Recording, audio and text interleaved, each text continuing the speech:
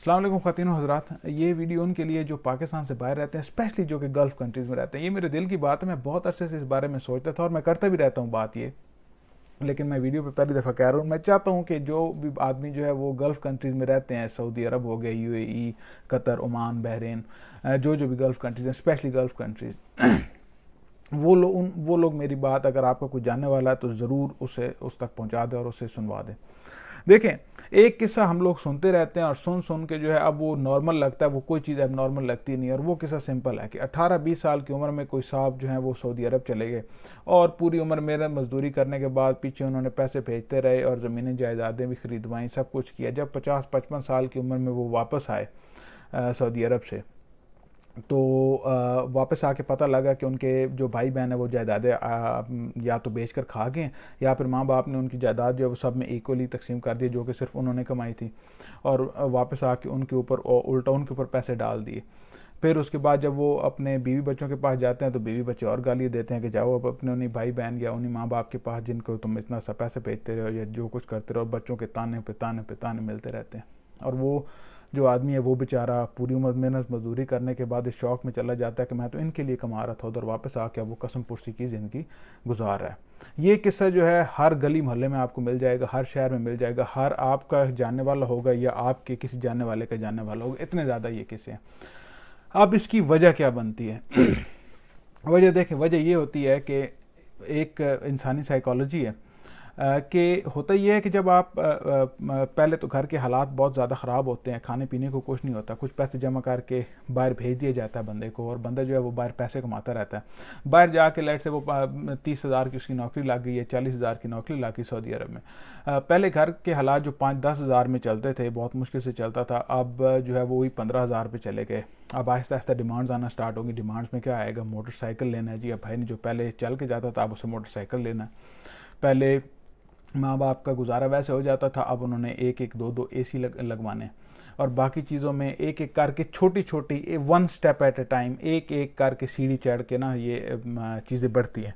और चूँकि इंसानी साइकोलॉजी, आदमी कभी भी खुश नहीं रहता। जितनी आपकी हिम्मत होती है आप हमेशा उससे, जितनी आपकी कैपेसिटी होती है उससे ऊपर ही ऊपर आपके जो होते हैं वो खर्चे होते हैं, आमदन से ऊपर ही खर्चे होते हैं हमेशा।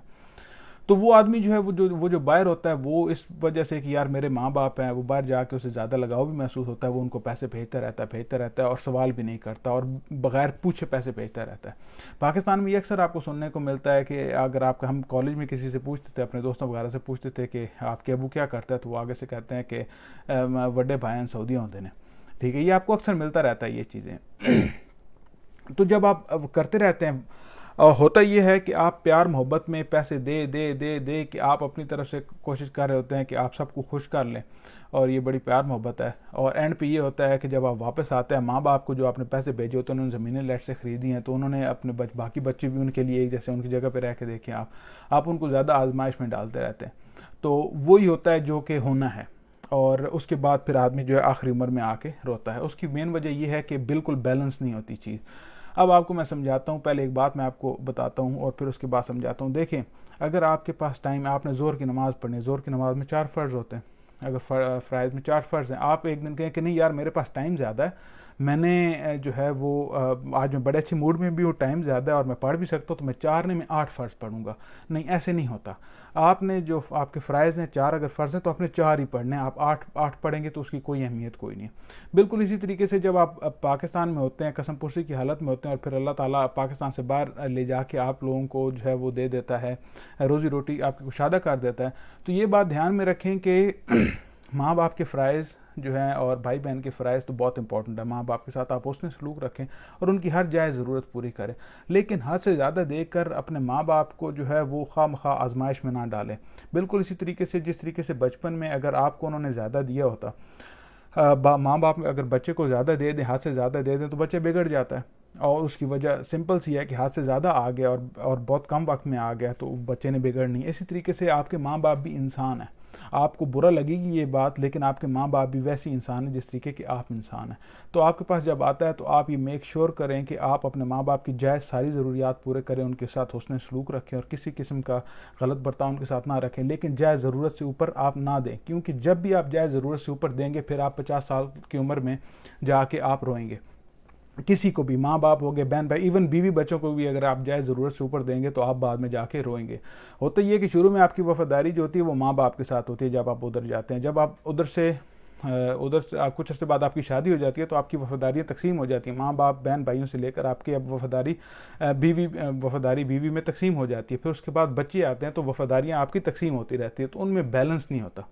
तो मेन वजह, और जब भी पाकिस्तान में आप अगर अपनी प्रॉपर्टी लेते हैं, कुछ भी लेते हैं, तो आप मोहब्बत में आके ये ना कहें कि यार फलां भाई के नाम पे ले लें, मैं कोई मसला नहीं, वो मेरा बड़ा अच्छा भाई है, या वो मेरा बड़ा अच्छा दोस्त है, या फलां है, ये है, ये वो नहीं। आप जाएं, आप खुद अपने उस पर जाके लें प्रॉपर्टी। और फिर एक और बात ये कि आप जब भी आप पैसे भेजते हैं तो मेक श्योर करें कि आप अपने पैसे साथ साथ सेव करें। किसी भी सूरत में आप सेव कर सकते हैं। अगर आप कैश में सेव करना चाहते हैं कैश में सेव कर लें, अगर आप सोने में रखना चाहते हैं सोने में रख लें, लेकिन अपने पास रखें, ना कि किसी और के पास रखवाएं। ये स्टोरी कितनी दफ़ा सुनी है।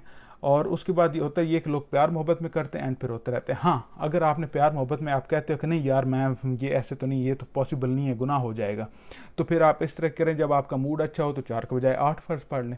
फिर उसके बाद आपका और भी जहाँ भी दिल करे आप ज़्यादा काम करें, क्योंकि आपका दिल कर रहा है।